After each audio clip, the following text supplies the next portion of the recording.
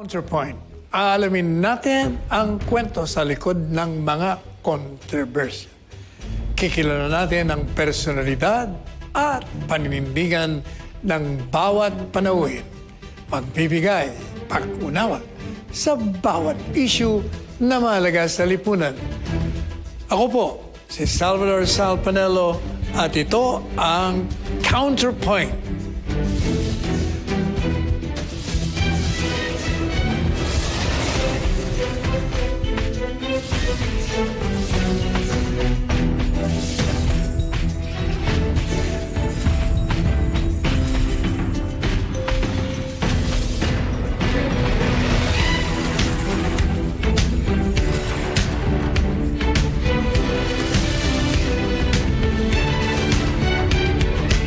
Do you know that Philippine internet speed has improved in global ranking? It has increased to 75.61 Mbps from 68.94 Mbps.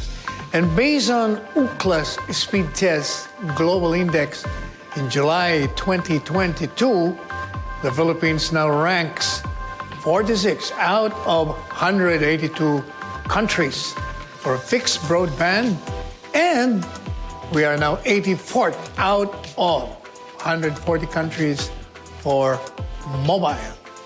That's the good news. But the bad one is, despite that, mukhang ang katotohanan, marami pa rin ang hindi nakakarating at pinararating yung internet na yan.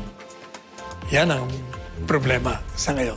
Sa pagbabalik ng Counterpoint, makakasama natin ang isa sa tagapagtaguyod ng abot kaya at mabilis na internet connection sa bansa.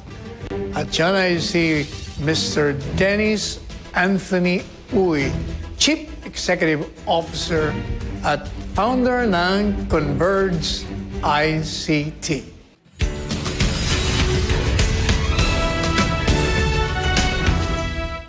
Congratulations, Attorney Sal Panelo, for being given the Lifetime Achievement in Public Service Award by Gawad America 2022 from your Counterpoint and Net25 family.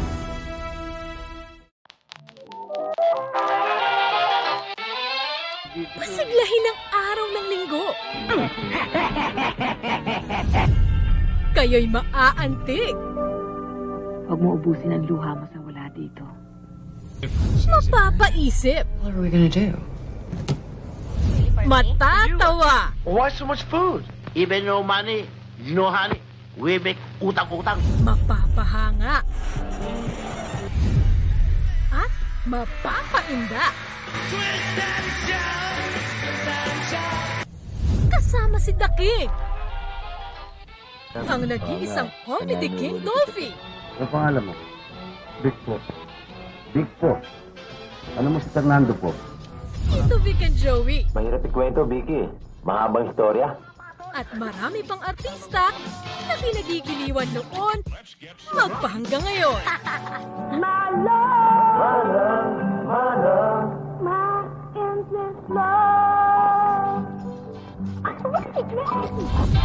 Sine Throwback. Tuwing linggo, alas 12 ng tanghali sa Net25. Panalo tayo pag together, walang talo pag together, let's dance together sa Net25.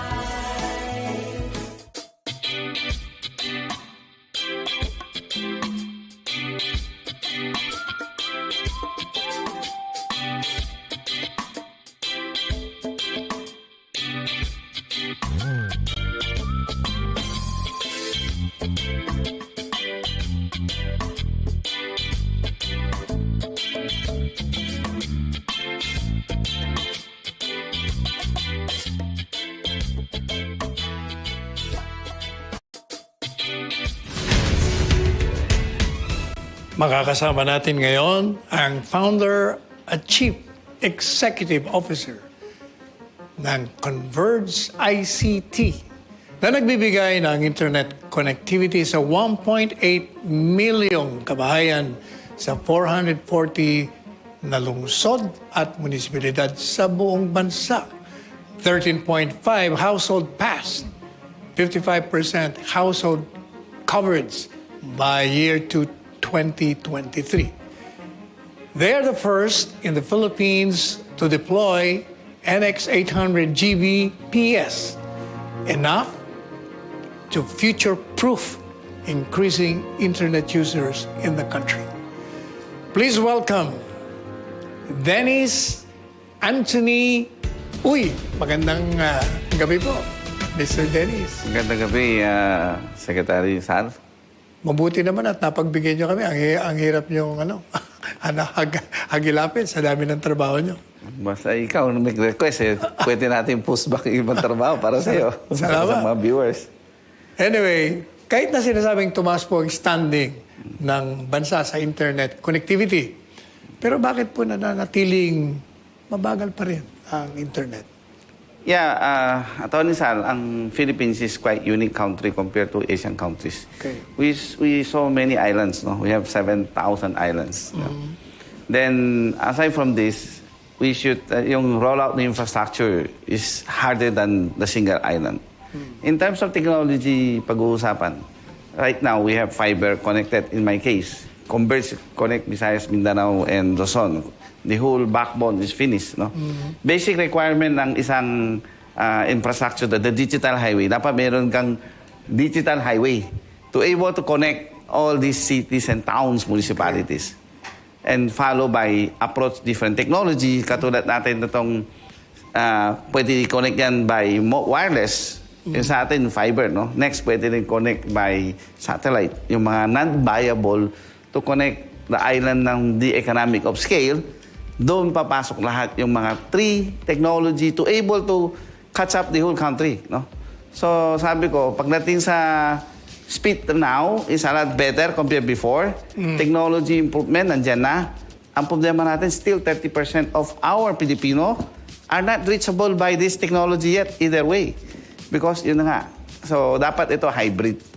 Sabi ko, pinag-uusapan itong technology, kung gusto ng pagtulungan na lahat, gobyerno, private, tsaka operator, lahat, in 2 years, no individual Filipino will left behind. Dapat makonect lahat yan through this way of approach. You mentioned yung fiber as distinguished from what?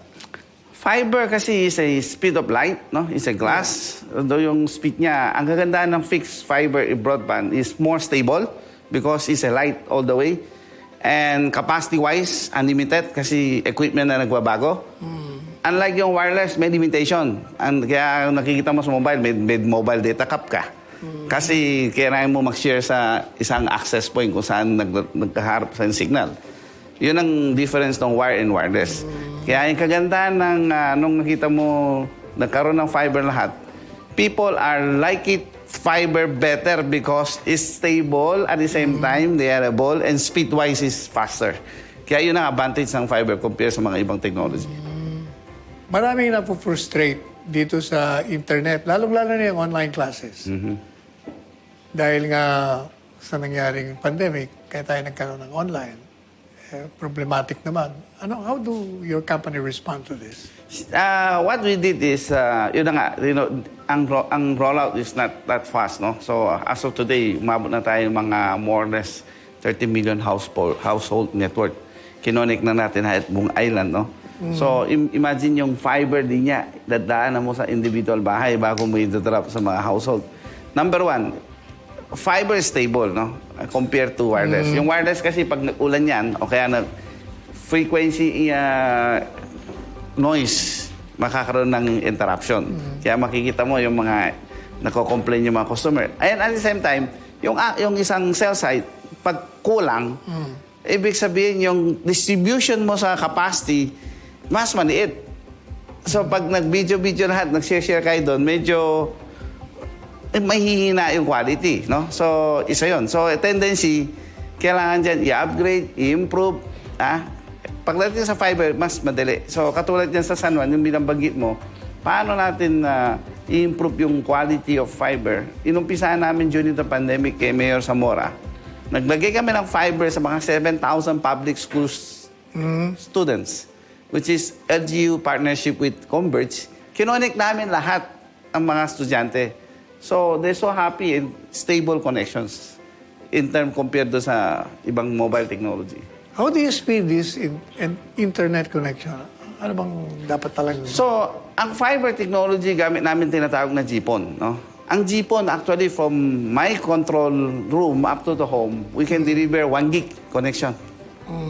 Technology nandiyan na. So what we did is, kinontrol namin, nag-start kami 25, ngayon nag-150 na kami. Soon, maging 200 pa yan sa entry level ng 1,500. Ngayon, ang tanong dyan, affordability issue din. Yung segment of the market, paano yung middle class, paano yung lower middle class. Dapat yung segment na natin, makakapture natin lahat. A, B, C segment. Yun ang pinag-aaral namin ng gusto ngayon, Secretary. Make sure lahat ng consumer sa Pilipinas, mabibigyan natin ng access. So, we have come out with the prepaid platform. We will come out with a lower platform, designed with fiber, to able to reach individual Filipino homes. What about this infrastructure upgrade? Is there any relation to this? Yeah, it's big important. Because the technology in all technologies is copper, yung technology equipment doon, mga 1 gig, 2 gig na. But now, he's talking about terabytes na because of the optics. Kaya nag-upgrade yung capacity. Kaya kada sabay-sabay mo gumamit yung mga consumer ngayon. Kaya na because upgrade of technology, infrastructure built, dapat naka-in place. Not only dyan in place, dapat naka-protected yan, naka-ring. In the event may maputol, meron kang protection routes. So all these things should be designed very well. I recall during the SONA speech, si Presidente Ferdinand Marcos Jr. pushed for digital transformation. Ang tanong ko po meron na ba kang coordination between your company and the DICT? Yeah, I think I mentioned this. I part of the private advisory council of the President for Digital Infrastructure. No? Ang lagi ko sinasabi, we need to make sure all our digital highway ready, number one. Including access to the building, access to remote site, which is hybrid, binanggit ko kanina. Fiber, wireless, satellite. Combined together, wala naman na leftover. Lahat, kaya nasa bundok ka, nasa dagat ka, tumatakbo yung sakyan mo, kaya nasa bubunta, you have access. I-combine natin technology. So that's one, basic. And second, affordability para makaroon na access lahat. Third, yung ginagawa ng DICT ngayon, nagbibigay sila ng mga free public Wi-Fi, all these things. No? Ang sabi ko, pinakamagandang technology ngayon yan, Wi-Fi is not suitable for outdoor. Wi-Fi? Yeah, it's not suitable for outdoor. Wi-Fi is suitable for indoor because of the environmental control, because of the frequency is unlicensed, maingay sa labas, kaya hindi mo makukuha ang stable Wi-Fi sa labas. Should be indoor. That's the technology. Then, I'm saying, more than 30% of Filipino cannot, no access yet. Sa isang sulok ng Zambales lang, yung mga pub ng mga island, kasi walang population. In fairness to this operator, they don't want to put the sessile there and to serve a few people. There's no business economic returns. Ito yung sinasabi kung kailangan pasukan ng gobyerno. Ito yung mga unserved area. Ito yung sinasabi natin, missionary road. And which is, instead na gagamitin natin yung pera sa Wi-Fi access, all these things, idikit na natin dito para lahat masaserve. Which is, kailangan may public partnership to able to deliver this unserved. Kaya ito, kaya natin gawin right away. May ginawa ang DOST. Sila mismo nag-develop ng GIDA. Ang kailangan nila gamitin frequency yung LTE. So, ibig sabihin, itong LTE frequency ngayon, hawak ng dalawang telco malalaki. Kailangan yan, pag wala ka doon sa lugar mo, i-allow, gamitin tong GIDA na to para ma-serve natin lahat. Kasi hawakan mo tapos hindi mo pinagagamit. Papayag naman kaya sila? Bakit hindi? Frequency, hindi naman yan sila may-ari. Ang may-ari na frequency, gobyerno, Philippines. So, dapat yun, yung mga hindi nila nilalagyan, ipipipi natin para to able to serve this and with the government subsidy. Will it affect their business if they... Wala ka sila dun in the first place. Hindi ba kung nandun sila? No? Wala ka sila dun So, it's to able to cover the entire country. Kasi yung digital highway na yan, kung wala kang highway, wala kang access. Even yung sa loob ng supermarket building, kung wala kang extender ng mga picocell, wala ka na access. Anong gagawin natin, Sir Dennis, sa mga far-flung areas? Yun ho ang binagay ko kanina. Katulad yung, there's a new technology right now. Actually, meron na kami sinetad na Earth Station. Pwede natin lagyan ng satellite. Bababa yung satellite, and then ito na, i-access na natin. Satellite.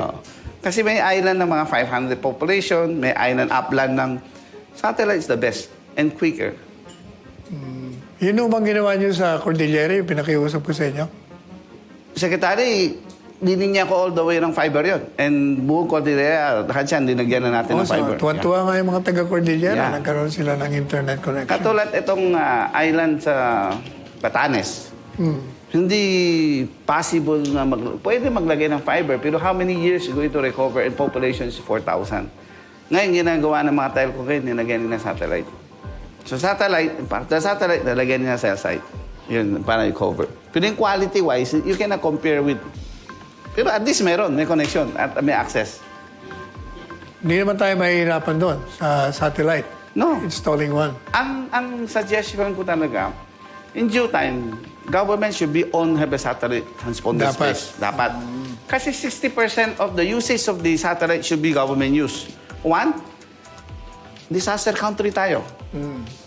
Once na hindi tayo na disaster, automatic pag pinatong mo yung satellite dyan, may communication ka na. Okay. 2, military use. 3, border patrol. 4, farpang education schools. You can use this right away to connection. So you connect those who are unconnected. So etong pinakamabilis. And 60% usage of satellite should be in government. 40% using by the resort. This mining, yung mga malalayo ng enterprise. Kasi kailangan nila ng communication. So this is the best technology. Meron siyang special application for that only. What do you think is the biggest digital challenges that is facing our country? Number one, siguro, adoption is very important.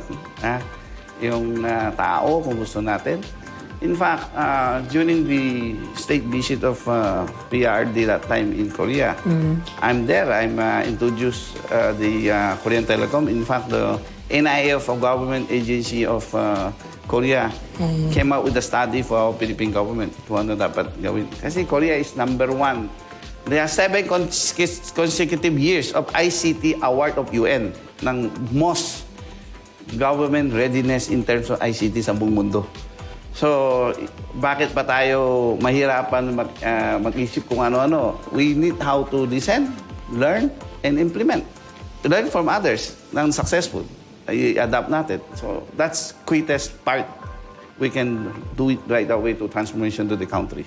Given the current situation, how many years do you think before our country will go fully digital? The highway, I think on this, sabi ko, binagay ko kanina, 2 years is 2 years? kaya natin gawin yan. No?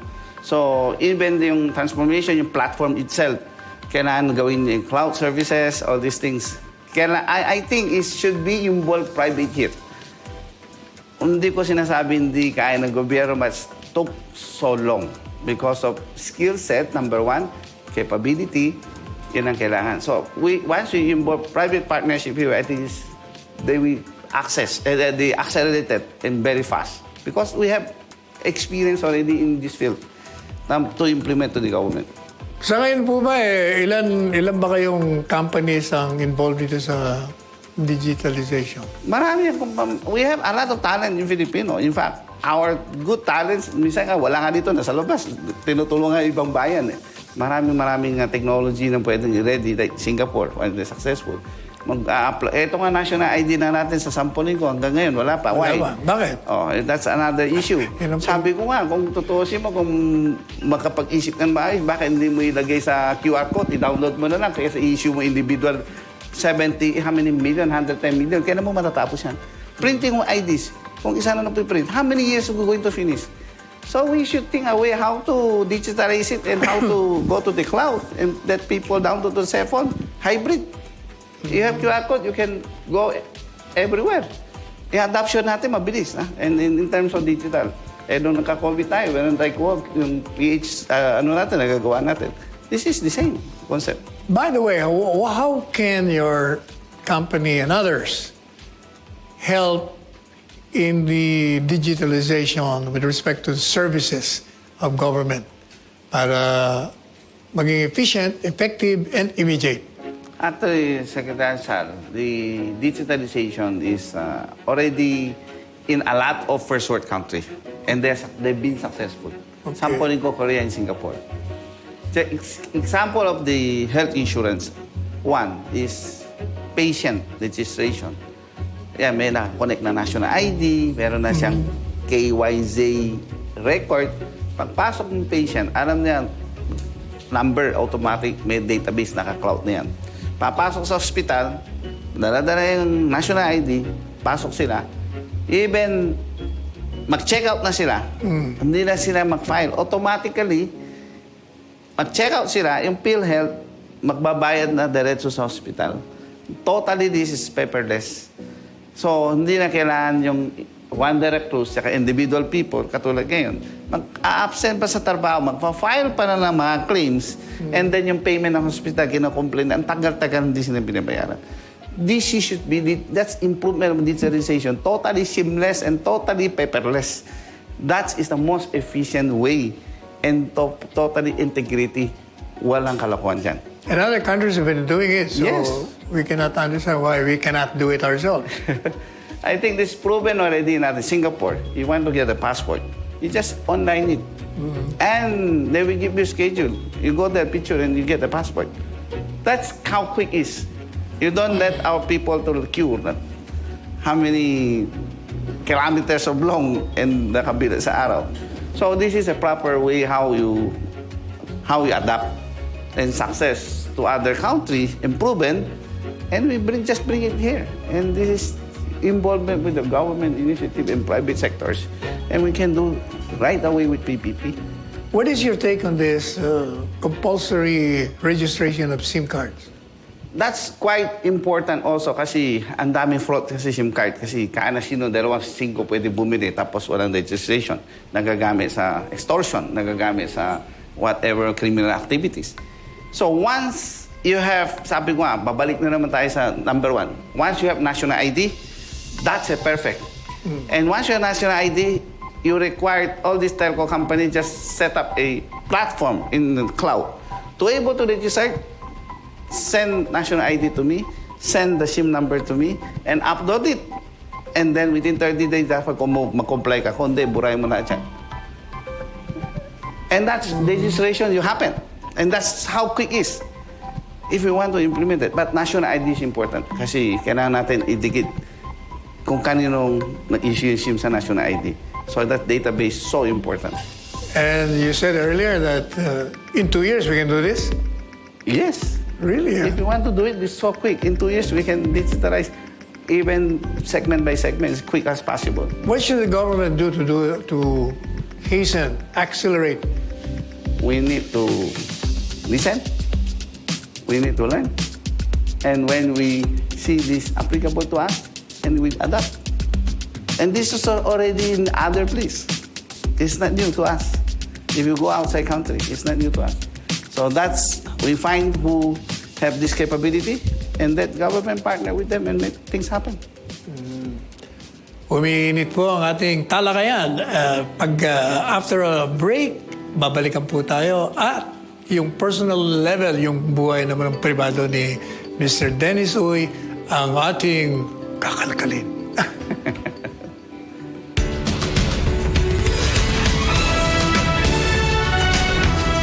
Oo, huwag kayong uutang para lang may pambili ng luho. Alam ko may utang pa ako sa'yo. Pero, pwede ko madagdagan? Ay, sabi mo kasi sa akin, Mars, babayaran mo ako sa katapusan. Dapat pala tinanong ko kung anong buwan, no? O kaya anong taon. Gusto mo ba ibenta ko yung kidney ko para lang mabayaran yung utang ko sa'yo? Kung kayo'y nagpautang, magbaong kayo ng maraming pasensya kapag kayo'y maniningil. Love, Bosleng, and Tali. Tuwing linggo, 6:00 ng gabi dito lang sa Net 25. Panalo tayo. tayo pag together. Walang talo pag together. Let's stand together. Sa Net 25. Naging background dancer ni Vilma Yung mga gumaganon. Anong secret? Number one secret is Scarlett. I want to be with her. So I kept praying, Lord, please give me time. Tissue, please. Pwede kong huyain ngayon yan? Yeah. Ang dami na ngayong mga artista ang nakakapasok sa lehislatura. That's part of democracy, hindi ba? Raymond, I love the dog. So you're in love. Yes. What do you call this dish? It's an Indian dish. Gisa-gisa pag may time. Lahat ng yan at maraming iba pa, watch out for it here on Corina Interviews.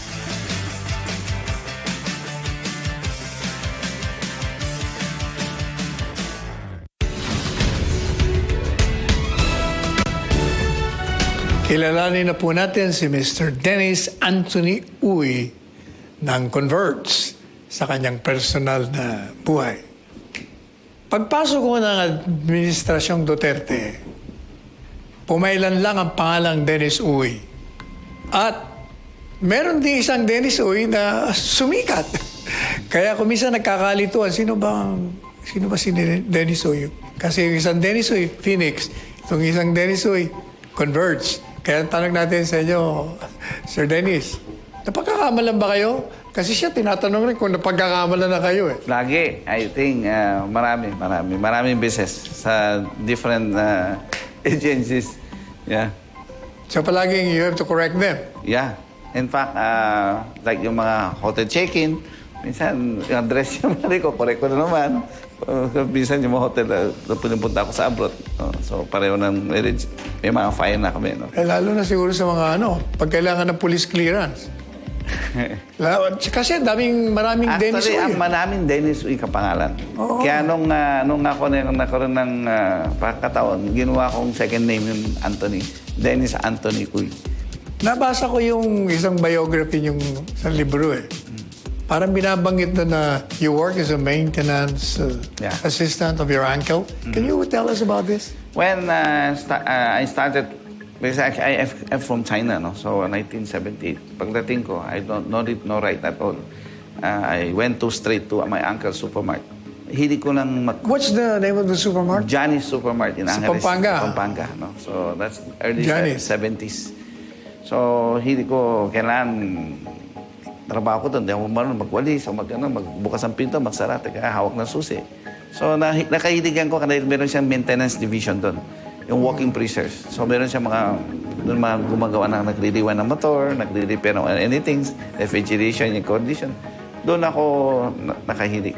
Doon nakumpisa lahat ng passion ko about this mechanical, electrical, including computers.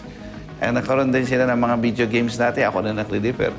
So in high school ko, during nagtatrabaho, ay nag-aaral din ako. So nahiligan ko yung computer, electronics. Nagbo-vocational course ako. Yung mga hours ng gabi. Doon ako nag-aaral din. So halo-halo. Kaya ako napakahilig, passionate about this, learning about the technology. Nag-umpisa ako dyan sa Betamax. Nag-umpisa ako ng mga recording ng mga tapes. Nagpunta ako dyan sa cable TV na una analog, tapos nag-digital, tapos nag-dial-up ako ng internet, and then nag-cable modem, now is fiber. So all this transition of the technology from physical tape up to the cloud now.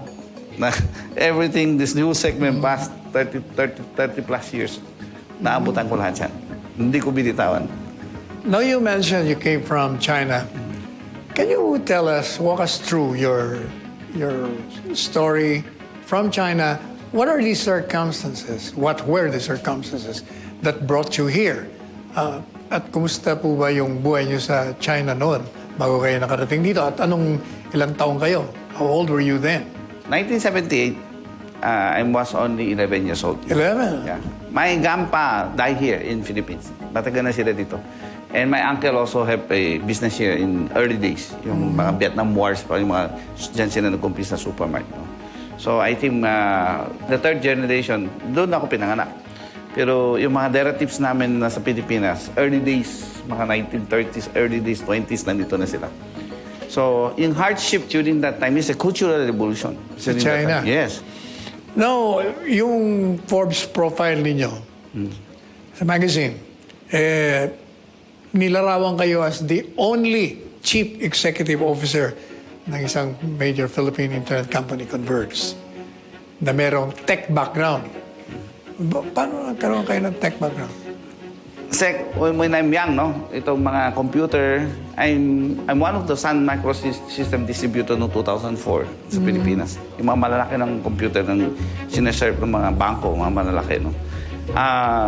Nag-computer din ako, nag-program, may mga system software din ako company. Then every year of tech conferences in US, I'm the only Filipino member of Society Cable Engineer. And I'm the only Filipino founding the Asia Pacific of FTTH Council. Ginawa ko rin sa Filipino Conference.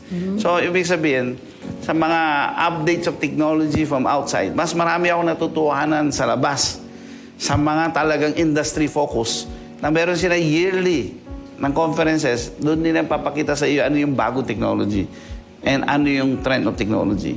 Doon ko nakukuha yung mga adoption para dadin dito sa atin. Doon na ako nahasa ng gusto. Past 25 years, every year, hindi ako nag-absent sa mga conferences na yan. 11 years old kayo nung dumating. Yeah. And siyempre, you raise your family. Meron kayong asawa, di ba? Yes. Yung asawa nyo, di ba si Cecil ang asawa nyo? Si Grace. Sino? Grace. Kala ko ba si Cecil? My wife, I met my wife. Iba pala. She worked with IBM Philippines before. So, perfect combination kasi accountant siya. Ako naman, pero Pilipinong ano yun, walang no... Chinese. Chinese din siya. She born here. Dito siya. Okay. Yung mga third, lolo niya pa dito na. So, dasal God dyan. Nagtrabaho sa IBM. Then, nambit ko siya. Perfect combination for magaling sa controls. Ako, business direction and technology. Kaya we found this Converge. So kayong dalawa palang nagtatag nito? Yes, sa Converge. Oo. Bakit nyo naisip na itatag ito? What moved you into organizing? I'm already in technology that time. Cable TV, nagbago yung technology, sinundan ko na lang. And I saw the needs of the Filipinos talaga. We totally left behind during this technology transformation. Naiwan tayo talaga eh. Dati, kung ano mabibigay sa'yo ng mga services, tanggapin mo, take it to debit. Wala eh. Walang ibang option eh. So, nung pumasok yung fiber, nagising lahat. Because this technology is the fastest. Nung pumasok yung fiber, pati yung competitor ko, nagising eh. Diba? So, that's good for the consumer. No more competition you have in the market, people deserve a better connection. And we need weak competition, price will be drop and benefiting to our consumer. Kaya challenging at masaya at nadala ko yung technology dito. Anong karanasan nung kayo nandun pa sa China na hindi nyo makakalimutan? Nag-aaral din po rin kami. Suit ko yung meron silang parang Boy Scout ng pulangan. That's every day. Then after the class, kailangan ko tulungan ko yung pinsan ko na kumukuha naman damo sa bundok. Tinutulak ko yung card. So I still, that young age... Nagtutulak kayo ng card, ha? Yeah. Pala yung mga bilyonaryo dito, nagtutulak din ng card bago sila yung mga bilyonaryo. Dapat dumaan ka sa hirap. Para ma-experience mo talaga bago makarating sa point ng... How many kids do you have now? I have 3 daughters. Oh, puro girls? Yeah. Walang lalaki? Wala akong boys. Ano sila nga? Are they graduated? They are graduate in British International School. Wow. 3 of them, all of them in abroad now. 2 of them, one in New York, one in UK now. So sabi ko, emptiness na kami. So how often do you visit them? Just last month, I just came from, tinulungan ko, nag-book sa UK yung bunso ko. Natatandaan ko, nag-bid kayo doon sa telecommunications. Yeah. And you lost. Hindi ako lost kasi last minute murong ako. You didn't lose? Yeah, ang ginawa ko Nag-withdraw pala kayo? Kasama ko ang Korean Telecom. Nung inaral namin ng gusto, nagkaroon ng technical study, market study, and last minute, nag-withdraw kami. Bakit? I think it's so many reasons. And one reason is market viability. Number one, saturation of the mobile industry, and the ARPU of the users is quite low compared to Asia. But the market need to improve kasi kaya with this competition nung pumasok, nag-improve din yung dalawa. Kaya na i-improve kasi kundi makakain nila sa market, right? So, one thing good nang meron third telco, actually sa size ng market ng Pilipinas sa population, I think kaya na fourth and fifth pwede pa eh. No? So, ang sinasabi ko lang is yung mga Korean nag-study sa atin, itong kasama ko, medyo viability-wise hindi ganun ka-ano because of the capex, medyo malaki. So, with the current situation now, government came out with the tower share agreement, number portability, and maka-future pati infrastructure sharing agreement. Once you put this together, eto mga investor hindi na kanong mag-i-invest ng capex, maglalaban siya sa market. So, yun ang nakikita ko mas magandang direction to able to open up the industry and competition become deeper. Yeah. Alam niyo, 2 taon na, I'm sure napansin niyo rin. Pag gumamit ka ng telepono, the last 2 years, namamatay, after a few minutes, dead. Pag may tumawag sa akin, nawawala na yung kausap ko. Bakit ganon? Ano ba talaga? Mr. Secretary, kung pag-iisipan mo, kaya ng basic concept ang wireless. Ang swimming pool, kumasya ng 200 katao. Pag dinagyan mo ng 400 ang tao sa swimming pool, ano mangyayari dyan? Siyempre, di masikip. So, hindi ka na makakagalaw. Which is, that's a concept of wireless. So, ibig sabihin, over-subscribe, lack of infrastructure. Kaya pala. Kasi dati naman hindi, maganda eh. Yeah. Kasi pag dumami na dumami yung users, dapat nag-expand ng sites. Hindi naman. Yeah. Ay, kung kulang na kulang yung sites mo, yung tower density against other countries, sabi ko, masyado tayo pinakabababa sa buong Asia. Yun ang next na tanong ko. Bakit kulang tayo ng sites? Ba't hindi nagtatayo ng sites? Hindi ho murang investment ang sa site. This cost you like $200,000 to $300,000 per site. So, end of the day, halos kung mapapansin nyo, yung mga density population doon ng halos may signal. Kung wala na density, hindi na maglalagay yung mga telco doon sa labas kasi wala nga economic of scale. Hindi nga sila pwedeng mag-return of investment. Kaya sabi ko, kanina binanggit ko, the best one, yung ginawa ng DOST, yung JITA, and through PPP, and through share frequency agreement with government, para ma-serve natin yung underserved with the low cost. Now, obviously, you succeeded in your business. Tell us, a lot of listeners and watchers, what is your secret in achieving this success? For me, stay ground always, number one. Stay what? Yeah, stay ground. Number two, you understand deeper the technology. Kasi yun ang pinaka bread and butter ng success ko. Pag hindi ko naintindihan yung technology, mahirap. Kasi itong field na to, ang daming mong tao magbibigay sa'yo ng senaryo. Tapos nakikinig ka. Pag hindi ka na-invest mo na, sunod ka. Dapat ikaw mismo, naintindihan mo yung technology kung saan direction, saan magbabagay sa business. Dapat technology and entrepreneur may combination. So, madali sabi, bago ka pumasok ng negosyo, alamin mo yung negosyo mo. Yes. You should know what you're entering Huwag into. kang pumasok ng negosyo na hindi mo naintindihan at sabi-sabi lang. Sabit siya. Babalik ka mo, pagsisisihan mo yan. Yung pangatlo, meron pa akong... Sipag. Yes. Importante yan. Eh, ano mo, pag passion ka, hindi ka napapagod eh. Kasi gusto mo yung ginagawa mo eh. That's that's everything I learned from myself. Doon ko nakikita sa sarili ko eh. Pag interesting ka sa isang topic, interesting sa isang technology things, gusto mong i-go deep at hindi ka napapagod. Hanggang di mo natapos yan. Okay. Pumunta naman po tayo. Meron segment dito nakakatuwa. bibigyan ko kayo ng, are you familiar with these emojis na tinatawag? We will show you some photographs and then you can make your reaction by showing any of those emojis as a reaction. And you can add, you can verbalize anything you want to say. Okay. Sige. First photo. Map of Pampanga.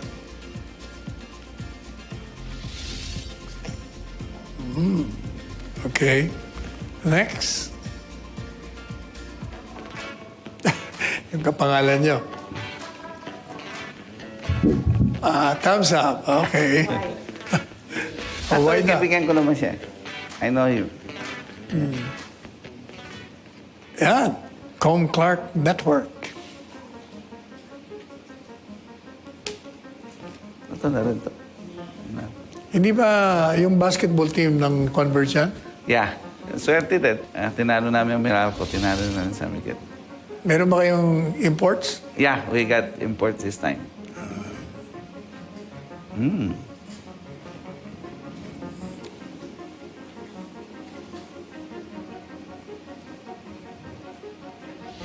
Thumbs up. Have you met him? Yeah, I met him before campaign, after campaign, and even in New York, I met him. So, yeah, you went with him in the U.S. trip. What is your impression of this president? I think he's really want to make things happen for our country, especially in the two things he want to focus: the agriculture, food basket, and the transformation of the digital, what I mentioned. So that's why I'm helping, being a private advisory council group, I'm helping his administration to make this digital transformation happen. Okay. Next photo. Former DICT Secretary Greg Onasan. Thumbs up. You've had dealings with him?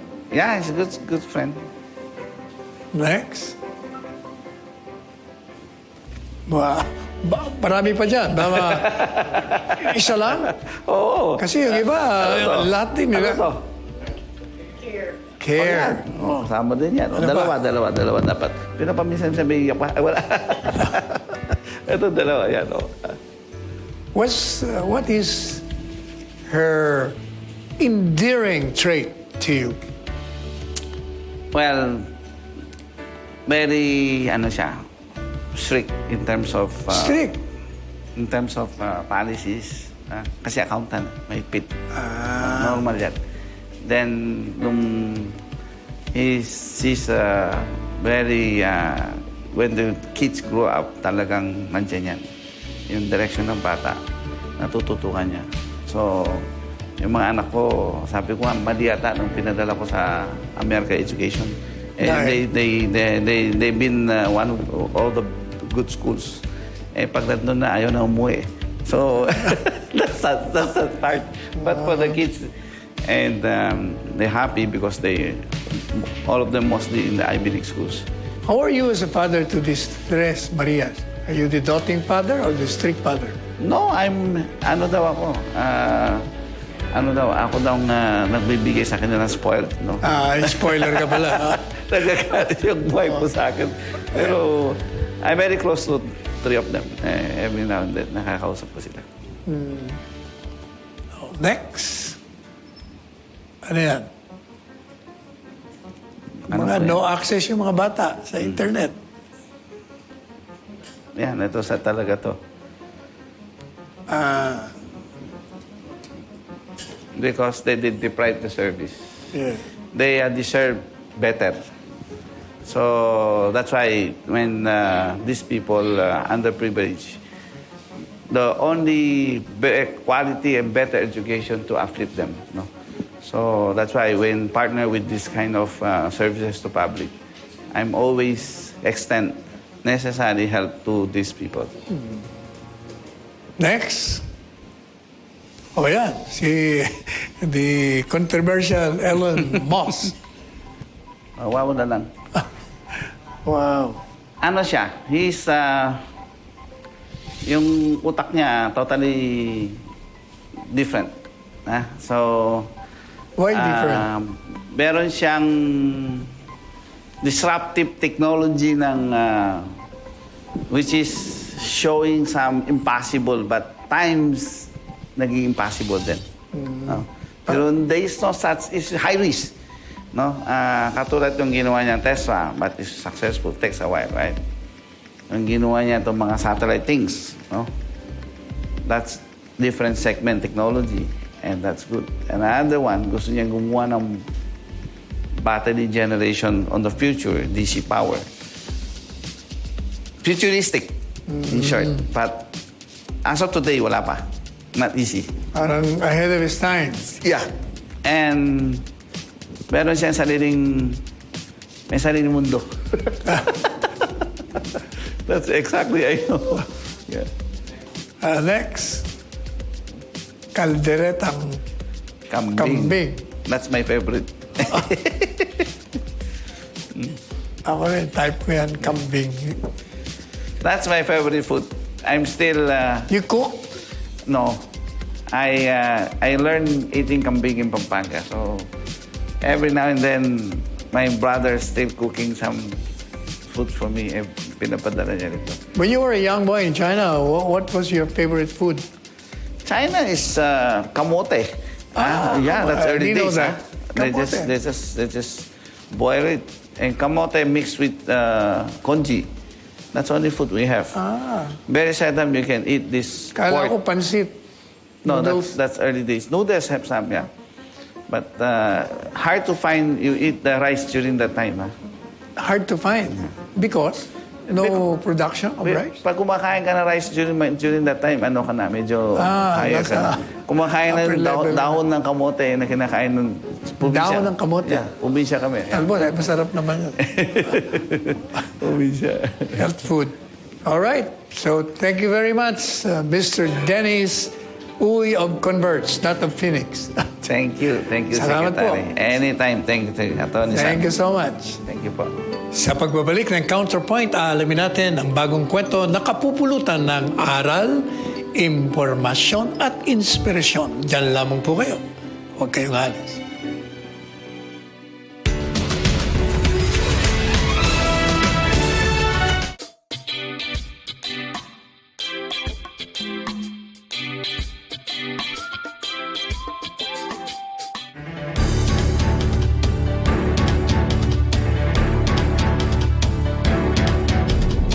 It is inevitable that we adapt to the latest technology in order to be ahead of the game.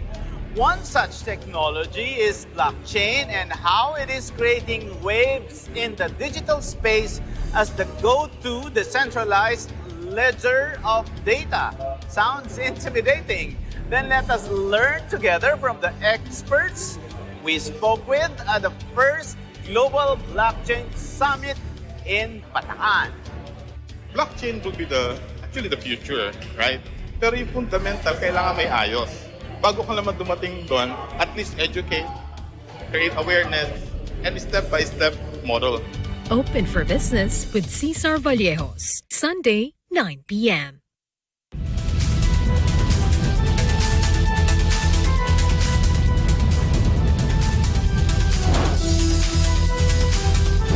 Kung kayo po ay may sumbong o reklamo sa inyong lugar na gusto po ninyong paaksyonan, mga katiwalian at insidente na dapat ibunyag, isend nyo po ang mga nakunang larawan o video sa aming pong email, responde@net25.com, Facebook page at Net25TV at Responde, Mata ng Mamamayan FB page. Pwede po kayo mag-text sa 0915-415-1035. Gawin po nating viral ang inyong pong sumbong na may katapat na aksyon at responde. Mapapanood nyo kami sa mga sumusunod na mga channels. Sabado, alas 6 hanggang alas 7 ng gabi. Ito ang Responde, Mata ng Mamamayan.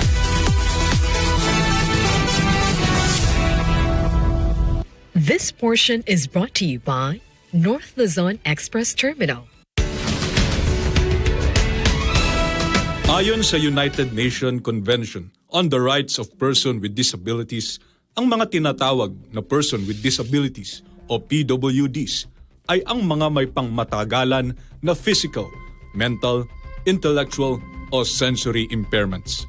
Sa pinakahuling datos ng Philippine Statistics Authority, mahigit sa 1.4 milyon na katao sa Pilipinas o 1.6% ng kabuuang populasyon na 92.1 milyon na katao ang may kapansanan noong 2010. Ayon naman sa World Health Organization o WHO, may 10 milyon o 10% ng kabuuang populasyon ng bansa ang may kapansanan. Upang mapangalagaan at maproteksyonan ang kanilang karapatan at mga natatanging pangangailangan dahil sa kapansanan, maraming batas at polisiya ang nakatuon para sa kanila. Sa kasalukuyan, ang National Council on Disability Affairs o NCDA ang ahensya ng pamahalaan na may mandatong bumalangkas ng mga patakaran at pag-ugnayin ang mga gawain ng lahat ng ahensya, pampubliko o pribado, ukol sa mga isyong kinahaharap ng mga may kapansanan. Ako po si Mateo Lee Jr., Deputy Executive Director ng National Council on Disability Affairs. Isa pong attached agency ng DSWD. Ang ating opisina ay matagal na pong nag-a-advocate ng persons with disability. Ito po ay yung opisina namin, hindi po ito nanggaling sa isang pagkagawa lang ng dati itong opisina under the Office of the President. At ang nag-create nito ay ang dating Pangulong Marcos, yung senior, si Ferdinand Marcos Sr. Dati po kaming National Commission Concerning Disabled Person under ng Presidential Decree 1509. At ngayon, na-attach kami sa DSWD sa panahon po ng Pangulong Aquino. Ang focus namin ay policy formulation, program development, monitoring, research and data banking, at lalong-lalo na yung mga batas natin ng may kinalaman sa kapansanan. Ang kauna-unahang batas na naipasa sa bansa para sa persons with disability ay ang BP 344 o Accessibility Law noong 1983. Ito yung Batas Pambansa 344 na nagtatakda ng lahat ng pampublikong establishments at private establishments for public use ay dapat po may mga facilities para sa person with disability. Ang susunod dyan ay noong panahon na po ng 1992, nagkaroon ho tayo ng Magna Carta for Persons with Disabilities. Taong 1992, nang maipasa ang RA 7277 o Magna Carta for Persons with Disability. Ito ay isinilang upang protektahan ang mga PWDs sa mga iba't ibang maaaring maging hadlang upang maging buo at epektibo ang paglahok nila sa lipunan. Layunin din ng batas na magkaroon sila ng pantay na oportunidad katulad ng iba. Mula nang unang maisabatas ito noong 1992, nagkaroon na ito ng 5 amendments. Yung Republic Act 7277 at yung Magna Carta for Persons with Disability na amendahan ulit, Marami ng pagbabago. Pumasok na po ng 2000, dahil po ng 2008, pumasok po yung Convention on the Rights of Persons with Disability. Niratify ho natin yung Convention on the Rights of Persons with Disability sa UN, kasama ang Pilipinas na nagsulong niyan. Dahil dyan, nagkaroon ng maraming amendments ng Magna Carta. Taong 2007, nang unang naamyendahan ang RA 7277 at nagdagdag ng iba pang probisyon sa ilalim ng RA 9442. Doon 9442, yung sinasabi natin 20% discount, na naiisagawa rin yun sa sunod na amendment na katulad ng senior citizen. Ito po ay hindi lang po 20% discount na binibigay sa person with disability. Kung hindi, pinagbabawal din po yung gawing katatawanan at i-ridicule, public ridicule, yung mga may kapansanan. Bawal pong gumawa ng mimic o making fun of. Lalo ngayon, uso-uso sa social media, yung mga TikTok, ginagawang gimmick, yung mga person with disability, mga prank na yan, ano? So, yan o, bawal. Noong 2013, muling naamyendahan ang RA 9442 at nagdagdag ng probisyon kung saan pinalalawig ang pantay na karapatan ng persons with disability sa pagkuha ng trabaho at naglalaan ng 1% pampubliko o pribado man na mag-empleyo ng taong may kapansanan. Pagpapalawig ng insentibo ng PWDs sa pamamagitan ng exemptions at iba pang fees. Maliban dun sa yung 9442, dinagdagan pa yung amendment ng 20% discount, ginawang VAT exempt na rin, pinarehas din sa senior citizen. Yan yung 10754. Ang pinakahuling amendment sa batas ay noong 2019. Meron tayong Republic Act 11228. Yan po yung para sa package, PhilHealth coverage exclusive for person with disability. Bagamat may mga batas na pumoprotekta sa mga taong may kapansanan, payo ni Mateo Lee Jr., Deputy Executive Director ng NCDA sa kapwa niya PWDs. Huwag tayo mawawalan ng sikap sa ating sarili. Kailangan lagi tayong may motivation, mga kapwa ko magkapansanan. At nandito ang inyong pamahalaan. Huwag kayo mayang lumapit sa pamahalaan. At hindi naman, although sabihin natin may mga pagkukulang kami, may mga limitasyon kami. Pero itinatag ang pamahalaan para sa tao, para sa may kapansanan. Yun po yung aming palaging sinasabi na kung wala kayo, wala rin po kami.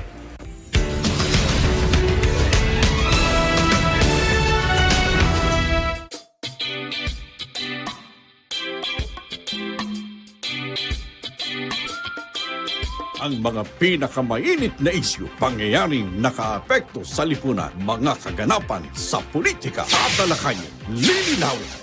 Dito sa Saganang Mamamayan, kasama si Jen Sobardiaga. Ano ang nangyari sa 12 bilyong pisong alokasyon para i-modernize ang sugar industry sa Pilipinas? Nelson Lubao. Pagka gasolina, pagka diesel, kung kailan nila gustong itaas, itinataas. Paano naman itong pamasahe? At mga espesyal na co-host, Congressman Rodante Marcoleta. Kapag hindi natin define kung ano talagang ibig sabihin ng karapatang pantao, mawawala kayo, pati yung education sector ninyo. Totoo. Anong i-educate mo kung hindi mo nalalaman? Senador Francis Tolentino. Lahat naman po tayo ay adhikain na mamuhay sa isang mapayapa, tahimik na lipunan. Ayan.